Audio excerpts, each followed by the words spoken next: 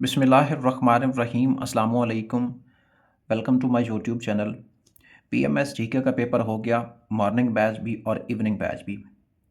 इस वीडियो में बच्चों मैं एनालिसिस करूँगा कि आप लोगों ने पेपर दिया मॉर्निंग का या इवनिंग का, उसका स्कोर कहाँ पे फॉल करेगा, कहाँ से क्वेश्चन आए, मेरिट कितना रहेगा, कौन इसमें क्वालिफाई करेगा, इस रेस में अभी तक कौन है और उसको आगे नेक्स्ट पार्ट की जो तैयारी है, अब उसको क्या करना चाहिए।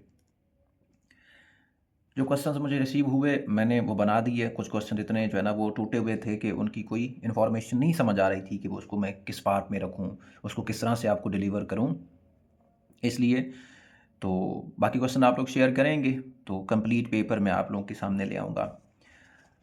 अब जो पेपर आया इसमें सबसे पहले अगर सिलेबस में बात करूँ ना तो इसके बाद जो कुछ पार्ट थे कि करंट अफेयर था और जनरल साइंस का पोर्शन था। ये आगे डिवाइडेड था, बायोलॉजिकल पार्ट है, फिज़िकल पार्ट है और इसमें एनवायरमेंटल पार्ट है, फिर फूड साइंस का पोर्शन है, फिर कंप्यूटर साइंस का पोर्शन है, फिर उसके साथ फिर जनरल नॉलेज का भी कुछ पोर्शन था, फिर मैथ का भी कुछ पोर्शन था।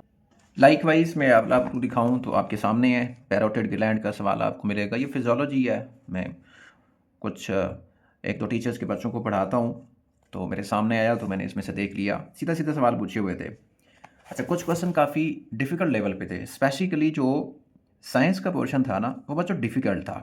एक जनरल सवाल जिस तरह से आते हैं ना, जिस तरह वन पेपर में आते हैं उस तरह से नहीं थे। दो चार सवाल थे लेकिन बाकी उस तरह से सवाल नहीं थे, चुन चुन के सवाल उसने पूछे हुए थे। जो जीके के क्वेश्चन थे वो एज सच जो है ना वो जिस तरह वन पेपर होता है वो उस तरह ही थे। लाइक अब उसका अंदाज़ क्या था पूछने का?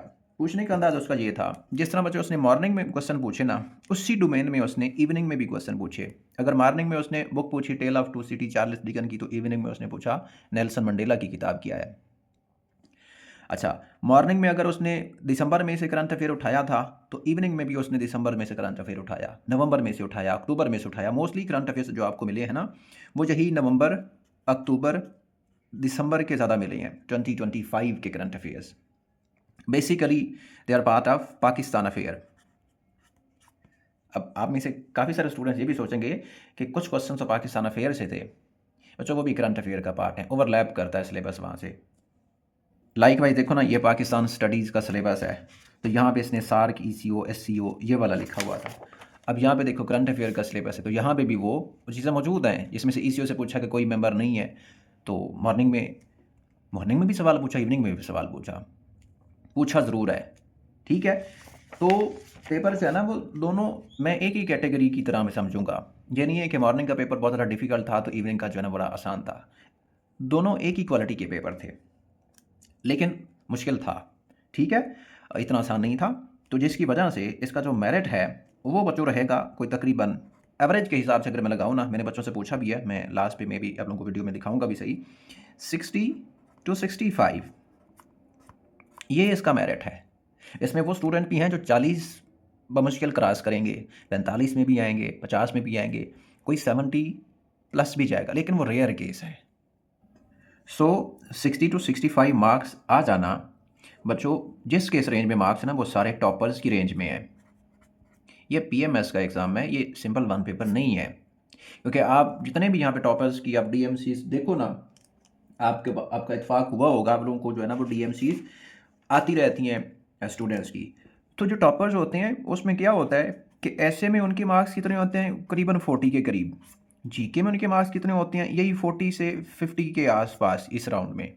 लेकिन जो उनके नंबर होते हैं ना वो होते हैं, जो ऑप्शनल सब्जेक्ट्स होते हैं उसमें ज़्यादा ले जाते हैं, बाकी सब्जेक्ट में मेहनत करके उनमें से जनरल सब्जेक्ट है, तो बस ये टाइम वेस्ट नहीं करते हैं। एक स्ट्रैटेजिक वे होता है तैयारी करने का। और उसकी अल्टरनेटिव में वो स्टूडेंट्स हैं जो जीके को बहुत ज़्यादा प्रायोरिटी देते हैं। स्मार्ट वे ऑफ प्रिपरेशन होता है इसमें। तो जिनके 40 से 50 के दरमियान में मार्क्स है ना, ये भी स्कोर ठीक है। 50 से ऊपर जिसके हैं ना बच्चों, आप सारे टॉपर की रेंज में हो, आप रेस में टॉप टॉप पोजीशन पे हो। अब देखो 37,000 लोग थे, इसमें एब्सेंट भी होंगे और इसमें काफ़ी ज़्यादा फेल्ड स्टूडेंट भी होंगे, और वो स्टूडेंट भी होंगे जिनकी लास्ट जो है ना वो ईयर था लेकिन उनकी तैयारी नहीं थी, तो फियर भी था। इस तरह करके और सिलेबस भी इस वक्त जो है ना वो थोड़ा सा पहले से जो है ना हट के था। और आप में से जो स्टूडेंट्स कहते हैं ना कि साइंस के पोर्शन में से सवाल ज़्यादा हैं, बच्चों साइंस के पार्ट भी तो 5 थे ना। तो यहाँ पे तो तकरीबन मेरे ख्याल में 60% जो है ना वो पेपर बनना चाहिए था, लेकिन उसने जीके के सवाल आप लोगों को आसान आसान दिए हैं, बाकी सवाल जो है ना वो मुश्किल थे, पर्सनैलिटीज़ वाले भी कुछ। तो इस तरह करके अब हर वो बंदा क्वालिफाई है जिसके या तो 40 मार्क्स हैं या फिर 40 प्लस हैं।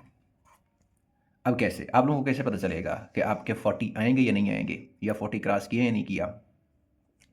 अब में से जिन बच्चों ने पेपर कंप्लीट सॉल्व किया उसको आता था, सो वेल एंड गुड। अब जिस बच्चे को पेपर नहीं आता था, उसने कुछ नहीं पढ़ा था, उसने क्या किया, 100 MCQs पढ़े और 100 के 100 जो ना वो बबल सारे के सारे फिल कर दिए। अब 100 में जितना भी एक नाकाम स्टूडेंट हो, उसको यहाँ से फिर भी 20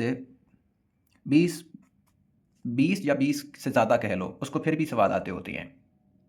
अब अगर बाकी 20 100 लगाने से उसके ठीक हो जाएंगे, तो फिर ये भी हो सकता है कि अगर उसके आगे 30 MCQ ठीक हों, आगे उसके 50 गलत हो जाएं।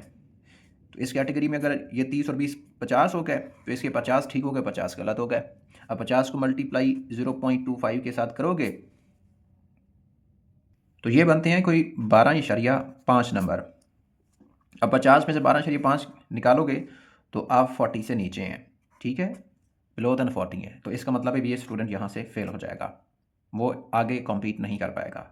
दूसरा पर्सपेक्टिव ये है कि अब कहते हैं कि इसके 40 ठीक होंगे और उसके अल्टरनेटिव में 40 गलत होंगे और 20 उसको आते थे, ये 60 तक पहुँच गया, अब ये पास है। आप में से जिस स्टूडेंट के 50 या 55 और 56 MCQs ठीक हैं और बाकी सारे गलत हैं, वो भी पास है, क्योंकि फिर भी इसका स्कोर 44 टू 45 बचेगा। इतना भी अगर करना है तो ठीक है। तो बहुत ज़्यादा स्टूडेंट पास होंगे, कम स्टूडेंट फेल होंगे। इसमें सिर्फ वही स्टूडेंट फेल होगा जिसने तैयारी नहीं की थी और जिसने ये सोचा भी नहीं था और जिसका एम ही नहीं है कि यहाँ पे आगे ही तैयारी करनी है, ये भी कोई ड्रीम है, यहाँ पे भी कोई जॉब लेनी है। जस्ट मस्त मलंगों की तरह जो है वो जाते हैं और पेपर में बैठ जाते हैं। फिर ये है कि जिसके पास अटैम्प्ट्स होती हैं उसको तो कोई और काम होता कोई नहीं है, तो फिर वो भी इस तरह करके वो फेल हो जाते हैं। अब आप लोगों को करना क्या है, ये तो हो गया, आप लोग पास हो गए। अब आगे क्या करना है, बात ये है। अब बच्चों आगे आप लोगों के पास क्या है, फेज़ 2 है, ठीक है। अब फेज़ 2 है रिटर्न का, ये आप लोगों को सारा लिखना है। अब इस रिटर्न को 2 हिस्सों में डिवाइड किया हुआ है। एक आप लोगों को पता है कंपलसरी और दूसरे हैं ऑप्शनल। आप लोगों को पीएमएस में मार्क्स ज़्यादा लेने होते हैं, सीएसएस में तो चलो एक और गेम है, लेकिन पीएमएस में हमेशा नंबर जिसके ज़्यादा आते हैं वो उसके चांसेस ज़्यादा होते हैं और काफ़ी ज़्यादा सीट है आप लोगों के पास, मौका भी है। कंपलसरी में बच्चों आप लोगों के पास अब ऐसे है, इंग्लिश मतलब इसके 2 पार्ट्स, एक ऐसे वाला और एक प्रेसी एंड कंपोजिशन का पेपर है। और इसमें से कुछ आपसे डायरेक्ट इंटरेक्ट आएंगे, कुछ सेंटेंस करेक्शन आएगी, कुछ पैराग्राफ एक आएगा, उर्दू से इंग्लिश में ट्रांसलेट करना होगा या इंग्लिश से उर्दू में, या फिर उसके साथ फिर प्रपोजिशन होती हैं, प्रेसी होती है, पैसेज होता है, इस तरह की चीज़ें होती हैं, छोटी छोटी होती हैं और मोस्टली आपने यहाँ पे पहले 1 पेपर में तैयार की होती हैं ऐसे। उसके बाद बच्चों यहाँ पे इस्लामियात है और साथ है पाकिस्तान स्टडीज़ का पेपर। यहाँ पे आप लोगों के जो पीछे हैं ये पेपर बचते हैं। अब ऑप्शनल में आप लोगों को 600 नंबर के पेपर्स होने हैं और 3 सब्जेक्ट हैं और हर सब्जेक्ट के 2 पेपर हैं। फॉर एग्जांपल जैसे पॉलिटिकल साइंस है, इसका पार्ट ए पार्ट बी होगा 1 एंड 2। फिर अगर किसी ने यहाँ पे रखा है, मैं कहता हूँ पंजाबी है, और या फिर किसी ने यहाँ पे लॉ रख लिया या कोई हिस्ट्री रख रही, इसके भी 2-2 पेपर होंगे। अब यहाँ पे आपको जो मार्क्स लेने हैं वो आसान है, क्योंकि यहाँ पे जो आपके दोनों सब्जेक्ट में नंबर काउंट होने हैं, ठीक है। लेकिन यहाँ पे क्या है, थोड़ा सा मुश्किल है, क्योंकि इनका क्राइटेरिया क्या है, 40% 40% लेना है, ऐसे में अलग से, प्रेसी में अलग से, इस्लामियात में अलग से, पाकिस्तान स्टडीज़ में अलग से। लेकिन यहाँ पे ऐसा नहीं है, यहाँ पे 2-2 सब्जेक्ट इकट्ठे हैं, ठीक है।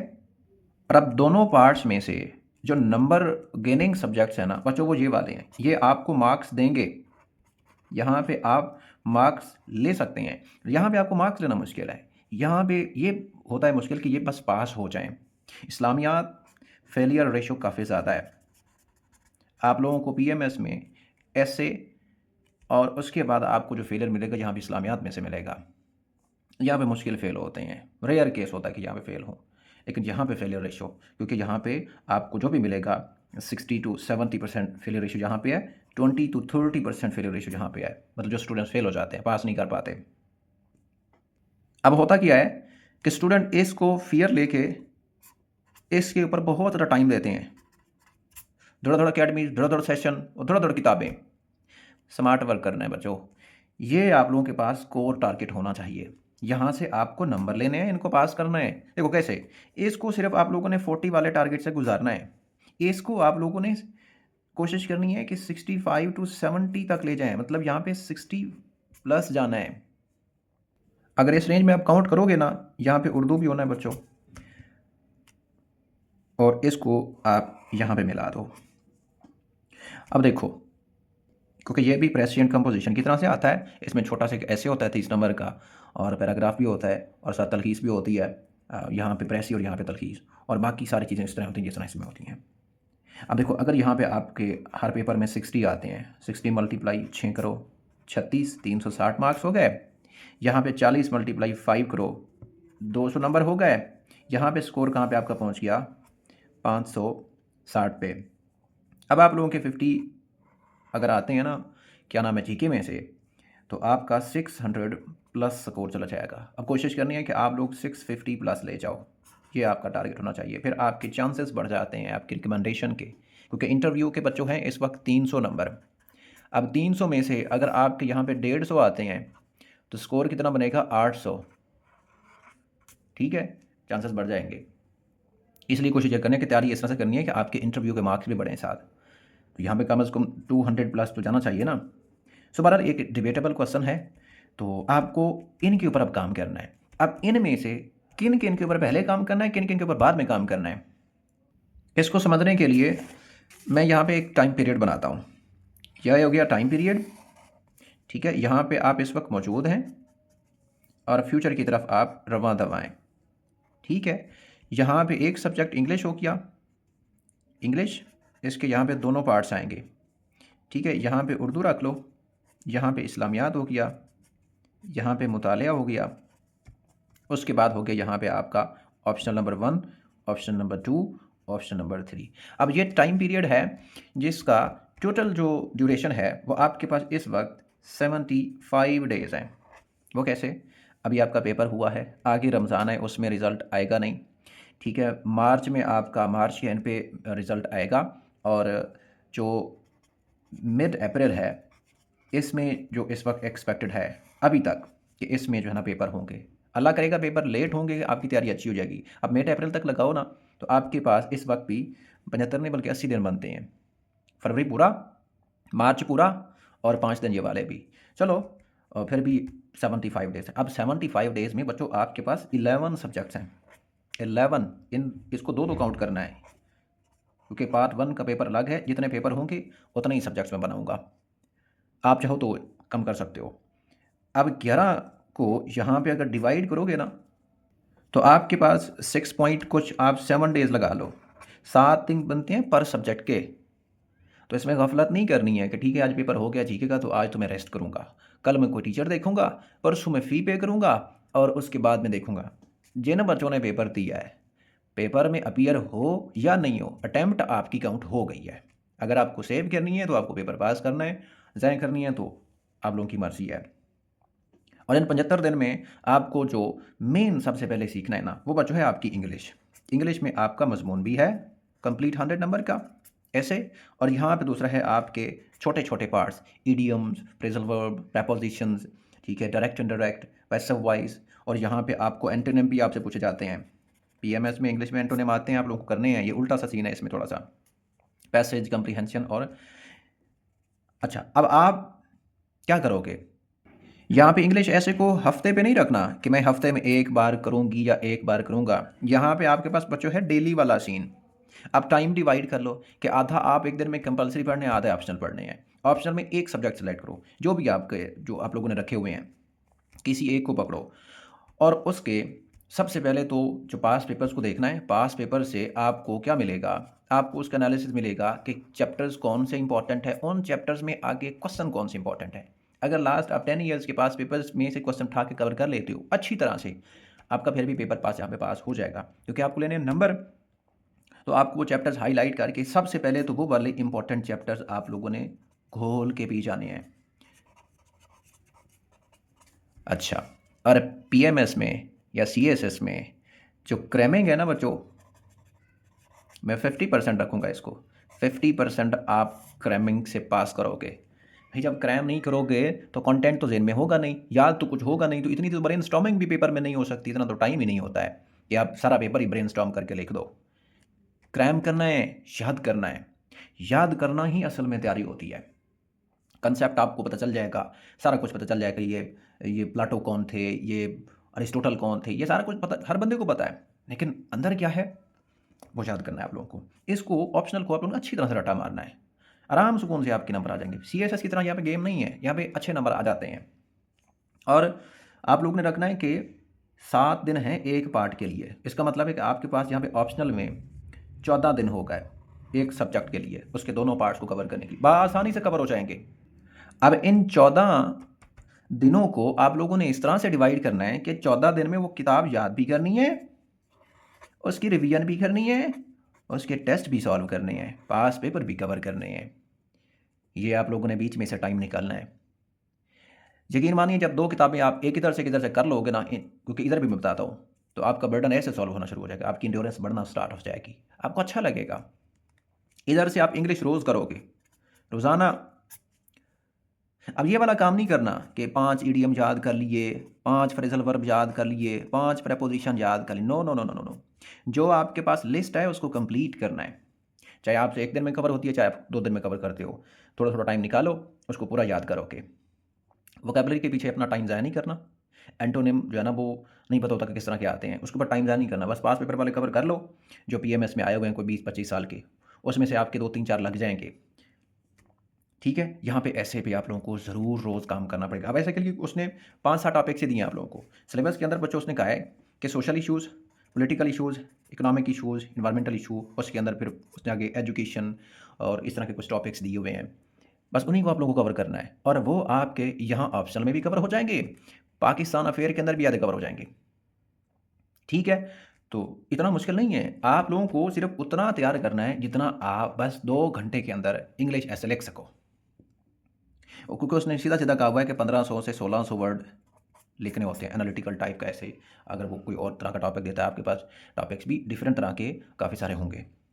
कोई मुश्किल नहीं है, एसडीओ का इम्तिहान दिया है ना, यही काम है, एक्सपीरियंस आप लोगों ने पहले कर रखा है। तो ये सीएसएस तो बहुत बड़ी गेम होती है ना, ये आसान सा काम है। यकीन मानिए मुश्किल तो होती है ना पीएमएस तैयार करते हुए, लेकिन इधर कर जाओगे। तो आप लोगों को रोज़ाना ऐसे करना है, और कोशिश करनी है कि आप लोग हफ्ते में कम अज़ कम एक मुकम्मल ऐसे लिखो। मुकम्मल मज़मून 5 दिन पढ़ लो, कंटेंट डेवलप कर लो, उसके फैक्ट्स एंड फिगर इकट्ठे कर लो। इसके लिए आप लोगों को लंबे-लंबे डाल नहीं पड़ोगे, लंबे-लंबे आर्टिकल नहीं पढ़ोगे। अगली वीडियो में मैं आप लोगों को बताऊँगा कि आप ऐसे के लिए कंटेंट कहाँ से तैयार करोगे। ठीक है ना? लंबे-लंबे मैगज़ीन पढ़ लो जी, जहांगीर वर्ल्ड टाइम आ गया जी, फॉरेन पॉलिसी आ गई है जी, ये जी जनाब जी इकोनॉमिस्ट आ गया है। उनसे कुछ नहीं मिलता और ना ही टाइम है उसके लिए। सही है? फिर साथ-साथ आप लोगों ने ये अल्टरनेटिव डेज़ में भी कर सकते हो। 1 दिन ऐसे, 1 दिन ये प्रेसी वाला सारा काम, 3 घंटे, 4 घंटे। और आप लोगों को पढ़ना कितना है, टाइम कितना देना है? एट लीस्ट 8 घंटे आप लोगों को इन कॉन्टिन्यूटी पढ़ना है। इन कॉन्टिन्यूटी 8 घंटे का मतलब है कि बैठे 8 घंटे बाद उठना है। ये 2-2 घंटे, 3-3 घंटे वाला जो है ना वो चोरा-चोरी नहीं चलेगी। 8 घंटे एट लीस्ट पढ़ना है आप लोगों को, क्योंकि 8 घंटे बच्चों पढ़ोगे ना तो आप बहुत कुछ कवर कर लोगे। कम अज़ कम 1, 2, 3 चैप्टर तो आप खींच दोगे, तभी सिलेबस ख़त्म होगा। इस तरह करके बच्चों आप लोगों ने स्ट्रैटेजी बनानी है। मैंने आप लोगों को सिर्फ बताया है तरीका। अब आप इस वक़्त सबसे अच्छे मास्टर हो, ठीक है ना? सबसे अच्छा प्लान आप लोगों के पास सेल्फ का है। आप अपने हिसाब से डेवलप करो। ऐसे राइटिंग नहीं आती है तो इसको सीखो। आपके कोई फ्रेंड है, कोई आपका लोकल टीचर है जिसको आता है सिखाना, आप उससे सीखो। ठीक है? देखो, आप लोगों को ऐसे लिख तो लोगे, लेकिन उस ऐसे को चेक ज़रूर करवाना है। ऐसे है असेसमेंट, सबको पता है कि आउटलाइन होती है, फिर उसके पैराग्राफ्स होते हैं, ठीक है ना? इसका स्ट्रक्चर होता है। तो इसको लिख के आप लोगों ने चेक करवाना है।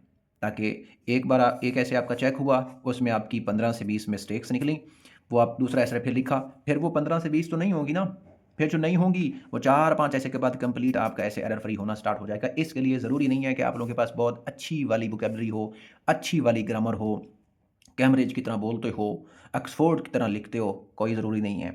आपको सिर्फ़ शी के साथ पता है ना कि इज़ लगना है, और ही के साथ पता है इधर भी इज़ लगना है, दे के साथ आर लगना है, यही काफ़ी है। पास हो जाओगे, आराम सुकून से टॉप ही कर सकते हो, कोई शर्त नहीं है इसकी, ये मिथ है बस, खिलाते हैं लोग। तो मैं यहाँ तक आप लोगों को आज गाइड करूँगा, वीडियो लंबी हो जाएगी, फिर हेक्टिक हो जाता है, देखना भी है इसको, तो आप अपना टाइम सेव करके इसको जो है ना वो कर सकते हो। आज के लिए इतना ही, फिर आगे इंशाल्लाह फिर ऐसे राइटिंग के ऊपर मेरा सेशन भी चल रहा है, इसके ऊपर 25 से रिज्यूम होना है। मैंने क्लासेस जो है ना वो ऑफ की थी, बच्चों ने खुद कहा कि अभी 25 तक जो है ना वो नहीं करना। अगर उसमें किसी ने एडमिशन लेना है तो आप ले सकते हैं। अस्सलाम वालेकुम।